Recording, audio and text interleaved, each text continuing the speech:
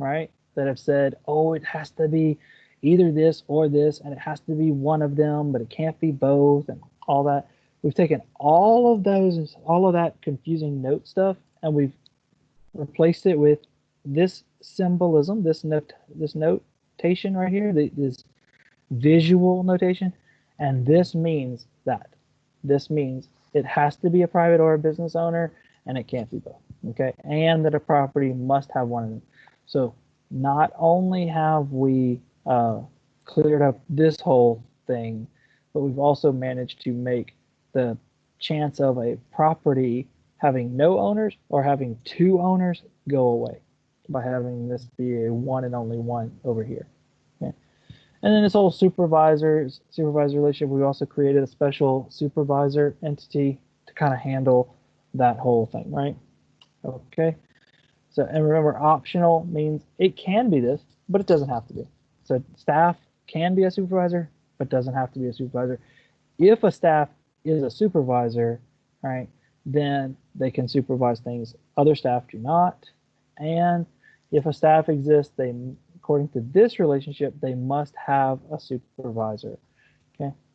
Which begs the question, and I won't get into it today because I'm gonna leave this for a thought experiment for you, okay, is if a staff has one and only one supervisor, what about the person who's highest up in the organization? Who is their supervisor? Okay, think about it, think about it. All right, maybe I'll do that as one of those forms. Oh, by the way, I meant to mention this towards the beginning of the lecture. You know, I put on this this poll thing at the beginning. Just I wanted to say, you know, I like to start off the class with quotes of the day and stuff. I think maybe this form. Let me know what you think about that. About this as a way to kind of maybe have some fun a little bit and be able to break up the monotony. All right. So a poll question for you. Maybe I'll add this as a question too. Is if a staff person has to have a supervisor, what about the highest person in the organization? Okay. All right, so let's talk about a couple more things, and then I don't think I'm going to get to logical phase like I had hoped, but yeah, you know, that's how it goes sometimes. That's how the cookie crumbles. All right. So I do want to talk about, in this set of lectures, we're going to talk about redundant relationships. Okay. And if, remember I said we could have represented this lease thing as a many-to-many relationship called rents, that a client rents a property for rent. That would be okay. We could have this as a many-to-many relationship called rents. It could have attributes on it, you know, like dates, you know, when the renting happened and stuff like that. Okay. The other possibilities, you could have this holds a lease, right? Holds a many, client can hold many leases. A property can be associated with many leases. The thing is you don't want both of these. If you have both a client leases property for rent, a client rents property for rent, we would call this a redundant relationship. Because why? Because this is already represented here. Okay. Which one should we remove? Well, it just kind of depends now. So the way that this note says is remove this rents relationship. We can do that, and then this becomes that representation. The other possibility is we could add to the rents relationship attributes, the lease attributes, and then we could just take away this whole thing. Okay. What we will learn in the logical database design phase is that which one of these we choose to keep and which one of these we choose to get rid of is really not all that important, because it's going to get represented the same way either way. Okay. All right. So, but does that mean that every time that we have two entities and a third entity and we have relationships between them, that automatically a relationship between the two is redundant? Not necessarily. And let's look at a quick example of that is here. All right, we have, if we have a child who exists, they must have a father. That makes sense. If we have a child exists, they must have a mother. That makes sense, right? A man does not have to have any children, but he can have more than one. A woman does not have to have any children. She can have more than one. That's fine, right? Now, we also have this married to relationship here between men and women. Now, the way we would say this is a man can be married to either zero, he can be single, or one woman. Okay, we'll just stick with that. Okay, for now. All right, we'll just stay there. Okay, we'll just accept this at face value. And the same thing with a woman. A woman can be married to, she can be single, that's fine, or she can be married to a man. All right. Now, the question then is this a redundant relationship? Because you might take a quick look at this and say, yeah, there's an extra relationship here that doesn't need to be there because, you know, my dad and my mom have me, and I don't. If I know who my mom is, I know who my dad is. That's easy, right? It's the guy that my mom is married to. But I'm sure, as many of you know, and I mean, maybe you yourself. I mean, my parents, my dad and my mom, they're not married. They've not been together for many years now, right? I'm sure you have many friends that are in that same situation, right? So just because a man is married to a woman doesn't mean necessarily that they are both the same parents of a particular child, right? So this relationship becomes a non-redundant relationship. So just because three entities have three relationships between them does not mean automatically that one of them is redundant. There are examples where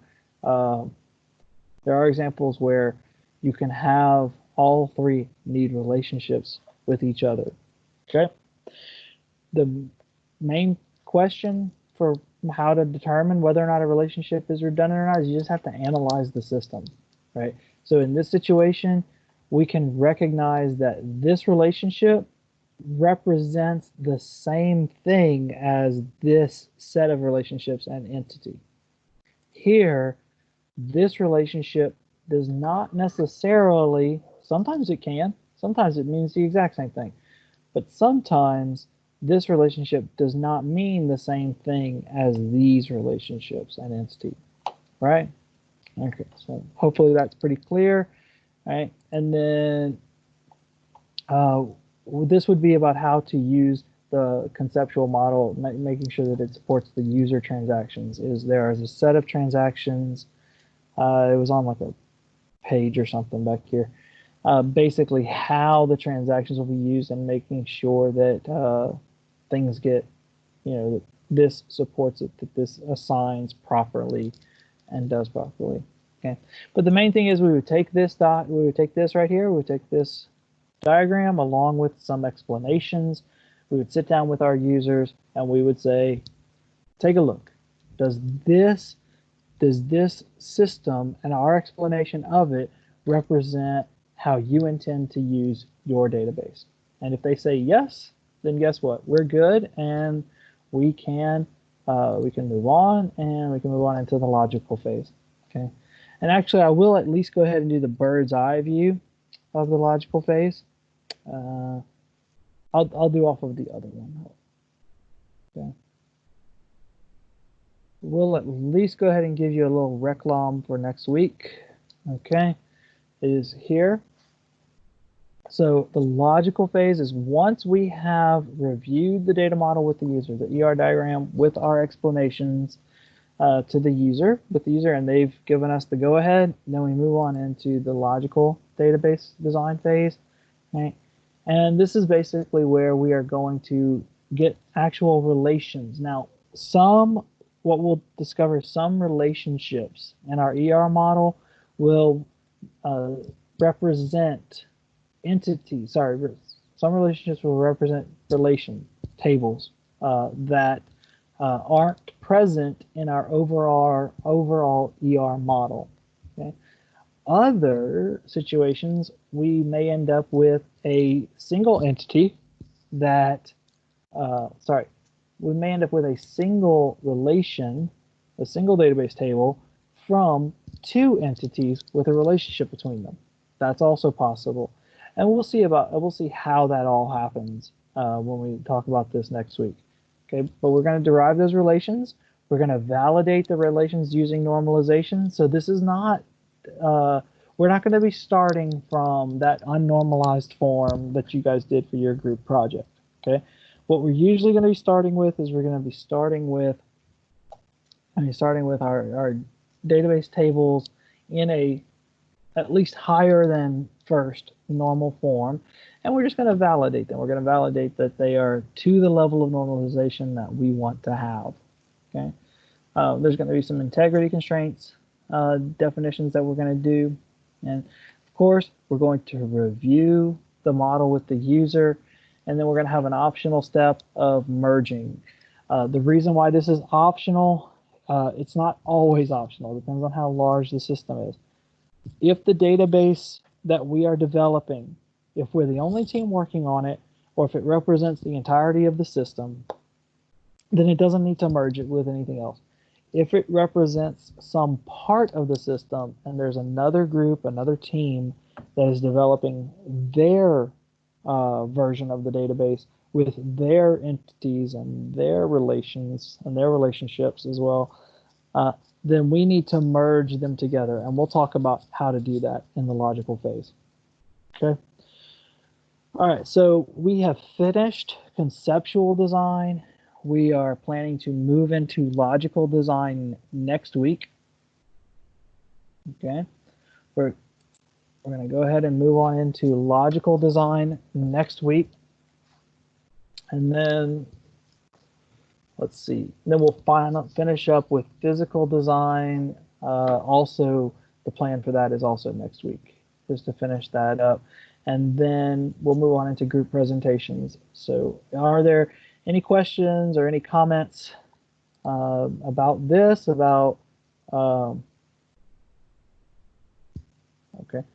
Not sure why the recording, it says the recording stopped a few times. That's weird. Okay. So anyway, we'll finish that up. We'll finish up all the lecture slides next week, and then we'll move into group presentations. So are there any questions?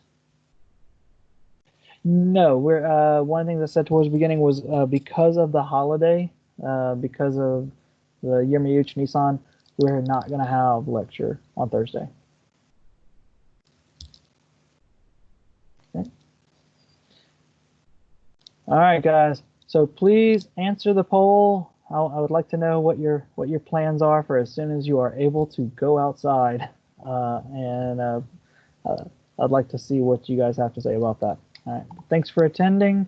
Go ahead and stop the recording now.